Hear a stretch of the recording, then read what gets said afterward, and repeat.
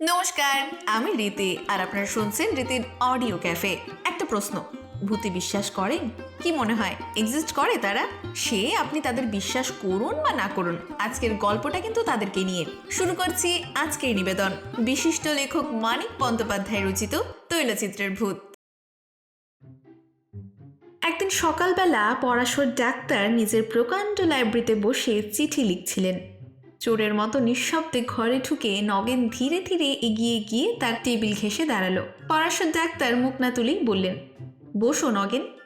চিঠিখানা শেষ করে খামে ভরে ঠিকানা লিখে সেটি ডাকে পাঠিয়ে দিয়ে তবে আবার নগেনের দিকে তাকালেন। বসতে বললাম যে, এরকম চেহারা হয়েছে কেন? অসুখ নাকি?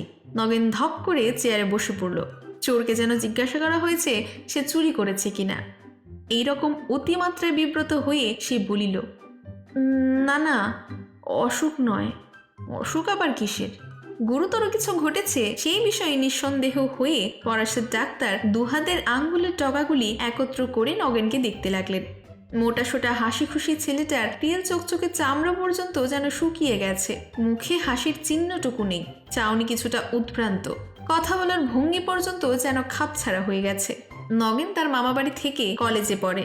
মাস দুয়েক আগে নগেনের মামার শ্রাদ্ধের নিমন্ত্রণ রাখতে গিয়ে পরাশর ডাক্তার নগেনকে দেখেছিলেন। এই অল্প সময়ের মধ্যে এমন কি ঘটেছে যাতে ছেলেটা এরকম বদলে যেতে পারে?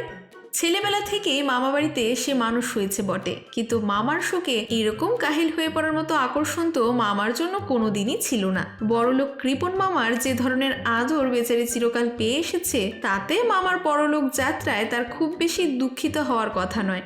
বাইরে মামাকে খুব শ্রদ্ধা ভক্তি দেখালেও মনে মনে নগেন যে তাকে প্রায়ই জমের বাড়ি পাঠাতো, তাও পরাশর ডাক্তার খুব ভালো করেই জানেন।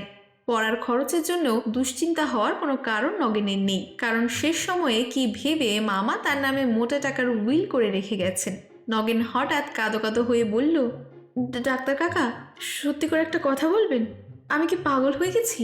পরাশর ডাক্তার একটু হেসে বললেন, তোমার মাথা হয়ে গেছো।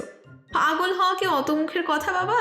পাগল যে হয় সে অত সহজে টের পায় না যে সে পাগল হয়ে গেছে। তবে দ্বিধা ভরে খানিকক্ষণ চুপ করে থেকে হঠাৎ নগেন যেন মরিয়া হইয়া জিজ্ঞেস করিয়া বসিল, আচ্ছা কাকা, প্রেতাত্মা আছে? প্রেতাত্মা মানে তো ভূত? নেই। নেই? অনেকক্ষণ ইতস্তত করে, অনেক ভূমিকা করে, অনেকবার শিউরে ওঠে নগেন ধীরে ধীরে আসল ব্যাপারটা খুলে বলল। চমকপ্রদ অবিশ্বাস্য কাহিনী। বিশ্বাস করা শক্ত হলেও পরাশর ডাক্তার বিশ্বাস করলেন। মিথ্যে গল্প বানিয়ে তাকে শোনাবার ছেলে যে নগেন নয় তা তিনি জানতেন। মামা তাকেও প্রায় নিজের ছেলেদের সমান টাকা করেই দিয়ে গেছেন। সেটা জেনে প্রথমটা নগেন একেবারে স্তম্ভিত হয়ে গিয়েছিল। মামার এরকম উদারতা সে কোনোদিনই কল্পনা করতে পারেনি। বাইরে যেমন ব্যবহারই থাকুক না কেন, মামা তাকে নিজের ছেলেদের মতোই ভালোবাসতেন। তা জেনে পরলোকগত মামার জন্য আন্তরিক শ্রদ্ধা ভক্তিতে তার মন ভরে গেল। আর সেই সঙ্গে জাগলো এরকম দেবতার মতো মানুষকে সারা জীবন ভক্তি ভালোবাসার ভান করে ঠকিয়েছে। এটা ভেবে তার দারুণ লজ্জা আর অনুতাপ হলো। শ্রাদ্ধের দিন অনেক রাত্রে বিছানায় শুতে যাওয়ার পর অনুতাপটা যেন বেড়ে গেল। শুয়ে শুয়ে সে ছটফট করতে লাগলো। হঠাৎ এক সময় তার মনে হলো, সারা জীবন তো শ্রদ্ধা ভক্তির ভান করে মামাকে সে ঠকিয়েছে। এখন যদি সত্য সত্যই শ্রদ্ধা ভক্তি জেগে থাকে, লাইব্রেরির ঘরে মামার তৈলচিত্রের পায়ে মাথা ঠেকিয়ে প্রণাম করে এলে কিছুটা হয়তো আত্মগ্লানি কমবে, মনটা শান্ত হবে। ঠিক তখন রাত প্রায় 3টা বাজে। সকলেই আলো নিভিয়ে শুয়ে পড়েছে। বাড়িটা অন্ধকার। এত রাত্রে ঘুমানোর বদলে মামার তৈলচিত্রের পায়ে মাথা ঠেকিয়ে প্রণাম করার জন্য বিছানা ছেড়ে যাওয়াটা যে রীতিমতো খাপছাড়া ব্যাপার হবে সেই জ্ঞান নগেনের ছিল। তাই কাজটা সকালের জন্য স্থগিত রেখে সে ঘুমাবার চেষ্টা করলো।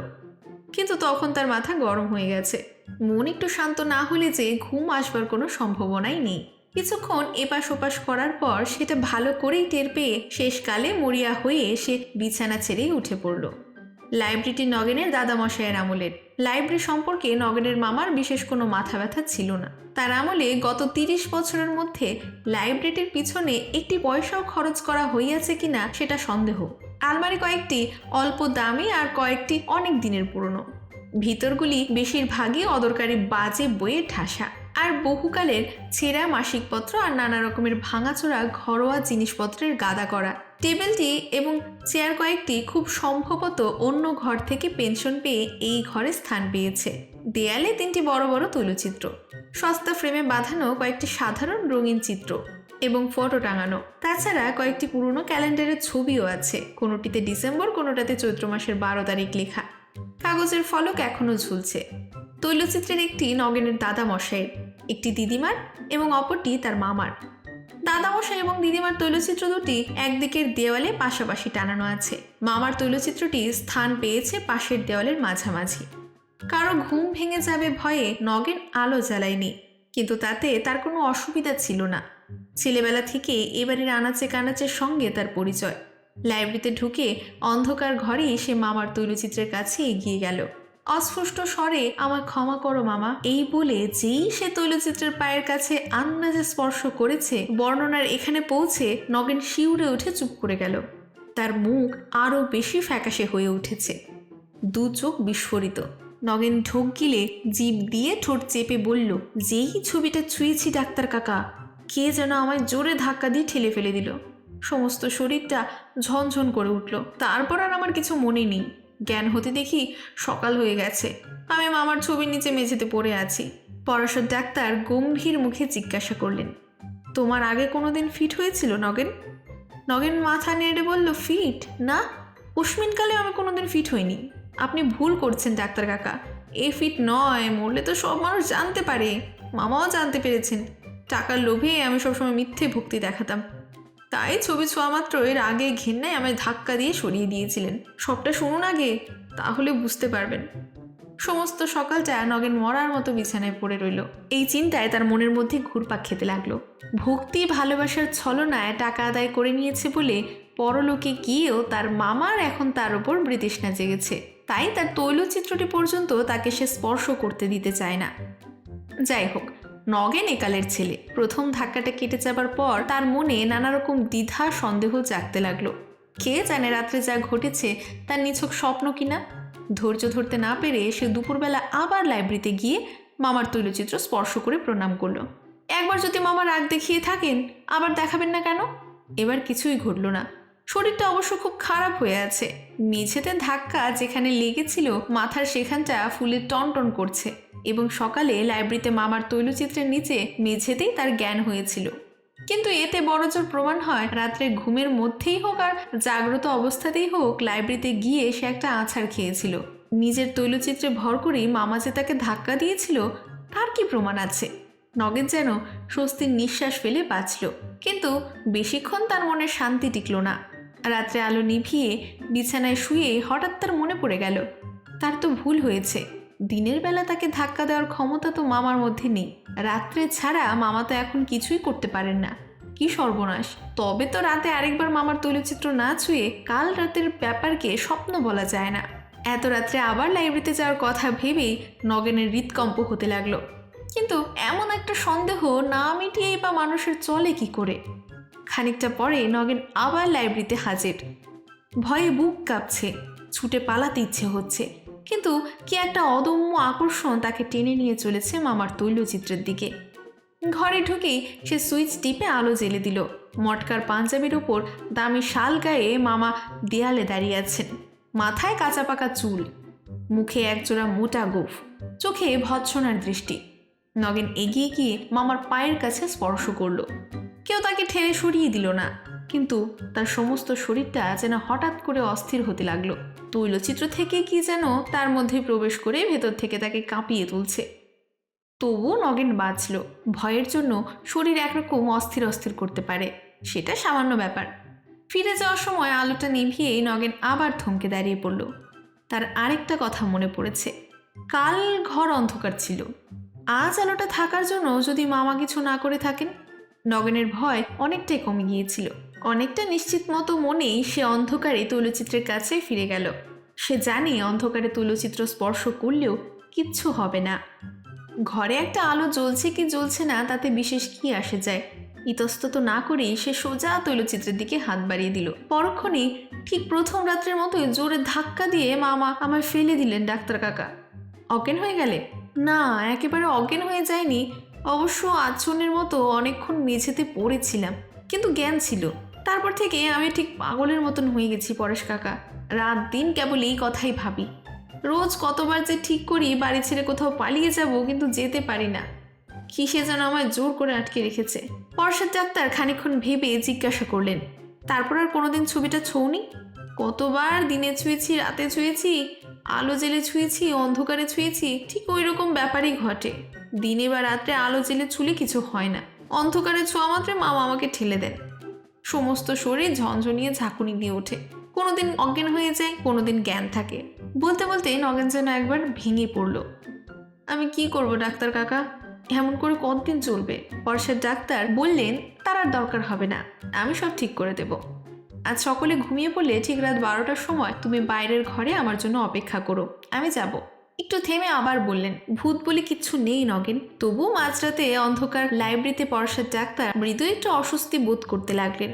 এই ঘরে বাড়ির লোক খুব কমই আসে। ঘরের বাতাসে পুরনো কাগজের একটা ভ্যাপসা গন্ধ পাওয়া যায়। নগেন শক্ত করে তার একটা হাত চেপে ধরে কাঁপছে। কিসের ভয়? ভূতের? তৈলচিত্রের ভূতের। ভূতে যে একেবারে বিশ্বাস করে না, যার বদ্ধমূল ধারণা এই যে যত সব অদ্ভুত অথচ সত্য ভূতের গল্প শোনা যায়, তার প্রত্যেকটির সাধারণ এবং স্বাভাবিক কোনো ব্যাখ্যা আছেই আছে। ছবির ভূতের অসম্ভব আর অবিশ্বাস্য ভূতের ঘরে পা দিয়ে কি কখনো ভয় হতে পারে? তবু অস্বস্তি যে বোধ হচ্ছে, সেটা অস্বীকার করার কোনো উপায় নেই। নগেন যে কাহিনী শুনিয়েছে, সারাদিন ভেবে পরশের ডাক্তার তার কোনো সঙ্গত ব্যাখ্যা কল্পনা করতে পারেননি। একদিন নয়, একবার নয়, ঘটনাটা ঘটেছে অনেকবার। দিনে তৈলচিত্রের ভূত নিস্তেজ হয়ে থাকে, রাত হলে তার তেজ বাড়ে। কেবল তাই নয়, অন্ধকার না হলে সে তেজ সম্পূর্ণ প্রকাশও পায় না। আরও একটা কথা, রাত্রি বাড়ার সঙ্গে তৈলচিত্র যেন সজীব হয়ে উঠতে থাকে। প্রথম রাত্রে নগেন অন্ধকারে স্পর্শ করলে ছবিটা নগেনের হাত শুধু ছিটকিয়ে সরিয়ে দিয়েছে। মাঝরাতে স্পর্শ করলে এত জোরে তাকে ধাক্কা দিয়েছে যে মেঝেতে আছড়ে পড়ে নগেন অজ্ঞান হয়ে গেছে। অসুরের শক্তি কল্পনা করা ছাড়া এ সমস্ত আর মানে কি? হয়, নিশ্চয়ই হয়।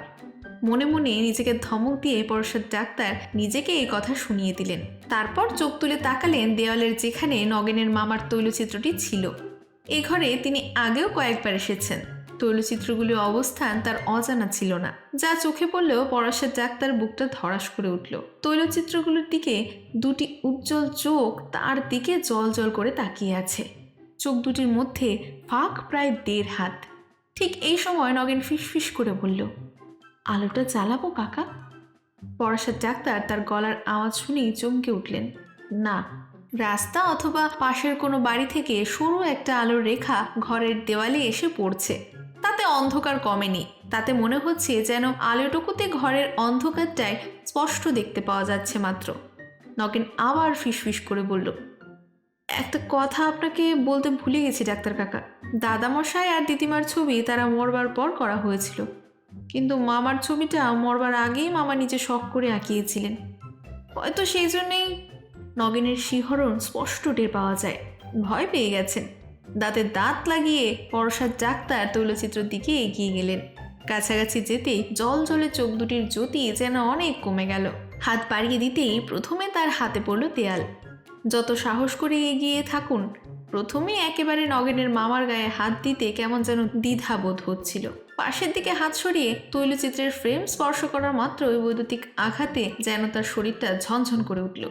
অস্পষ্ট গোগানের আওয়াজ করে তিনি পিছন দিকে দুপা ছিটকে গিয়ে মেঝেতে বসে পড়লেন। পরক্ষণে ভয়ে অর্ধমৃত নগেন আলোর সুইচ টিপে দিল।